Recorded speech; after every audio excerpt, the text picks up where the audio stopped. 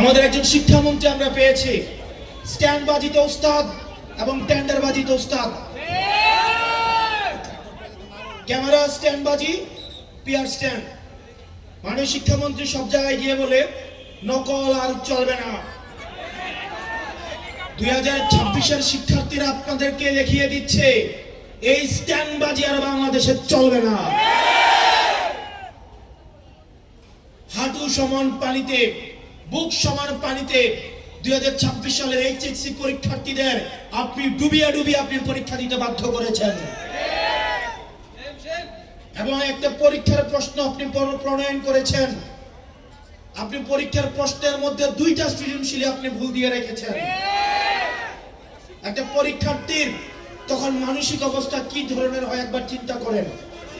সে যখন দেখে প্রশ্নপত্রে ভুল, সে যখন নিজে চেষ্টা করে পরীক্ষার উত্তর মিলানো, পরীক্ষা দিয়ে এসে হয়তো বুঝতে পারে প্রশ্নপত্রে ভুল, সে যখন উত্তর মিলাতে পারে না, তখন পরীক্ষার মধ্যে কি ধরনের মানসিক অবস্থা তৈরি হয় একবার চিন্তা করেন। আপনারা একবার দুঃখ প্রকাশের প্রয়োজন বোধ করলেন না, বরং এই শিক্ষার্থীদেরকে আপনারা বলছেন মাদকাসক্ত। এই শিক্ষামন্ত্রী, আপনি যাদেরকে ফার্মের মুরগি বলছেন, এই ফার্মের মুরগিরা রাস্তায় এসেছে বলে আজকে শিক্ষামন্ত্রী হয়েছেন।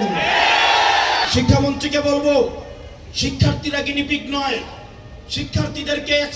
শিক্ষার্থীদেরকে নিয়ে এক্সপেরিমেন্ট বন্ধ করুন। কিছুদিন পর একটা জিনিস ইচ্ছা হয়, আপনারা সেটা তাদের উপরে চাপিয়ে দেন, শিক্ষার্থীদের উপরে চাপিয়ে দেন। এই শিক্ষার্থীদের আপনাদের এক্সপেরিমেন্টাল টুল না, যে যখন ইচ্ছে তাদেরকে নিয়ে এক্সপেরিমেন্ট করবেন, এক্সপেরিমেন্ট ফেল করলে আবার সেই এক্সপেরিমেন্ট তুলে নেবেন। কারণ আপনাদের সন্তানরা দেশে পড়াশোনা করে না, আপনাদের সন্তানরে আপনারা বিদেশে রেখে পড়াশোনা করান। পরের সন্তানদেরকে রাস্তায় রেখে রাজনীতি করাবেন, পরের সন্তানের ভবিষ্যৎকে নষ্ট করবেন, পরের সন্তানদেরকে নিয়ে এক্সপেরিমেন্ট করবেন।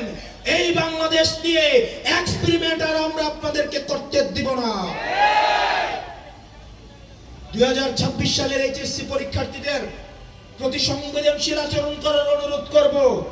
না হয় এই শিক্ষার্থীরা যদি রাস্তায় নেমে দৃঢ় অবস্থান নেয়, আপনার পাটাতন যে শক্ত না, এই অর্ধবেলা আন্দোলনে সেটা বোঝা গিয়েছে।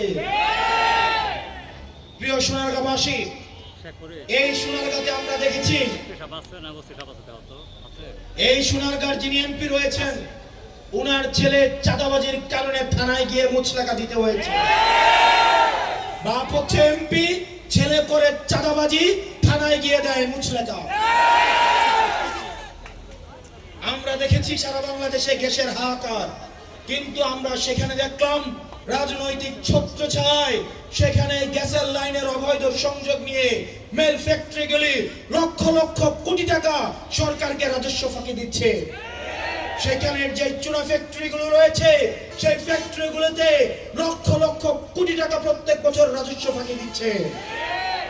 আরেকটা গ্রুপ রয়েছে, ভূমিদস্যুর গ্রুপ, মাফিয়া গ্রুপ বসুন্ধরা, সেখানে শত শত মাইল মাইল জমি তারা দখল করে নিচ্ছে এবং তাদের কিছু মাফিয়া মিডিয়া সন্ত্রাস রয়েছে, সেটির মধ্য দিয়ে এই ভূমিদস্যু, চাঁদাবাজ এবং ধর্ষকদের পক্ষে তারা অবস্থান নিচ্ছে। প্রিয় সোনারগাঁবাসী, আপনারা দেখতে পাচ্ছেন এই সোনারগাঁয় যে নদীগুলো রয়েছে, যে খালগুলো রয়েছে, সেই খালগুলো রাজনৈতিক সমঝোতার মধ্য দিয়ে সেগুলোকে দখল করে ফেলা হয়েছে। আমরা 24 পরবর্তী বাংলাদেশে এই ধরনের বাংলাদেশ আমরা চাই নাই। ব্যবসায়ীরা হাহাকারের মধ্যে রয়েছে, ফুটপাতের হকাররা হাহাকারের মধ্যে রয়েছে, রিক্সাওয়ালা ভাইরা হাহাকারের মধ্যে রয়েছে। 200 টাকা ইনকাম করলে 50 টাকা বিএনপি ছাত্রদল যুবদলকে চাঁদা দিতে হয়, স্থানীয় এমপিদেরকে চাঁদা দিতে হয়। এই চাঁদাবাজির বাংলাদেশ আর চলবে না। আপনারা যদি মনে করে থাকেন এই চাঁদাবাজির যাত্রা আপনারা অব্যাহত রাখবেন, মনে করার দরকার নাই এভাবে বেশি দিন খাইতে পারবেন। হাসিনার হয়তো 17 বছর লাগছে। আপনারা এটা বলেন সত্য, প্রত্যেক দিন জুলাই হয় না, প্রত্যেক বছর জুলাই হয় না, কিন্তু যখন জুলাই হয় তখন পালানোর জায়গা পাবেন না। হাসিনার জন্য ইন্ডিয়া ছিল। আপনারা বলেন আপনারা বাংলাদেশ পন্থী দল, আপনাদেরকে আমাদেরকে ইন্ডিয়াও নিবে না, পাকিস্তানও নিবে না, আমাদেরকে এই দেশের মধ্যেই থাকতে হবে এবং আমরা যদি জনগণের আকাঙ্ক্ষার বিরুদ্ধে যাই জনগণ আমাদের রাস্তার মধ্যে আমাদের বিচার করবে।